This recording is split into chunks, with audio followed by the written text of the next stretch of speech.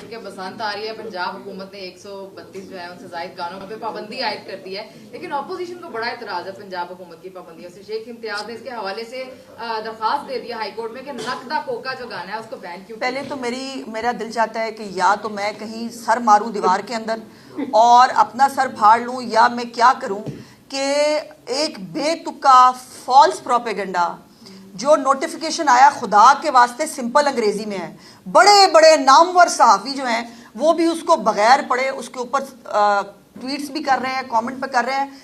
Punjab arts council का एक notification है जो बड़ा क्लियरली कह रहा है कि ये गाने जो हैं इनके ऊपर परफॉर्मेंस ऑन द थिएटर जो हो रही है वो बैन है, ये गाने वहाँ इस्तेमाल। अब इसमें बसंत कहाँ है? पूरे नोटिफिकेशन में मुझे बी दिखा दें कहाँ है बसंत का। अजीबो गरीब बात है कि हम कुत्ता कान ले गया से हम बाहर नहीं आ पाते हैं, आई एम सॉरी। और बड़े बड़े जय्यद सहाफ़ी जो हैं वो भी वही उसी काम के ऊपर लगे हुए हैं। मेरी गुजारिश ये है कि जिनको एतराज़ है इन गानों के ऊपर, मैं तो वो गाने बोल भी नहीं सकती। मैं मेरे सामने वो लिस्ट आई थी तो मैंने एक दो उसके बाद मैंने नीचे रख दी, मैंने कहा मेरे बस की बात नहीं है। और इसके जिनको शौक है वो अपनी फैमिली को बिठा के ये गाने लगा के बेशक गाड़ी में सुने, घर में सुने, नाचे गाए, मुझे क्या एतराज़ है। मैं किसी की मॉरल पुलिसिंग के लिए नहीं आई हूँ, लेकिन स्टेज के अंदर, स्टेज के ऊपर इन गानों के ऊपर फिर जो डांस होता है, जिसको डांस कहा जाता है, माफ़ कीजिएगा, वो डांस की भी तौहीन है। सो उसको सिर्फ जो है वो बैन किया गया है, उसका बसंत से, उसका किसी चीज से कोई लेना देना नहीं है। और अगर किसी को वो गाने अच्छे लगते हैं तो शौक से घर में चलाएं, मुझे कोई इतराज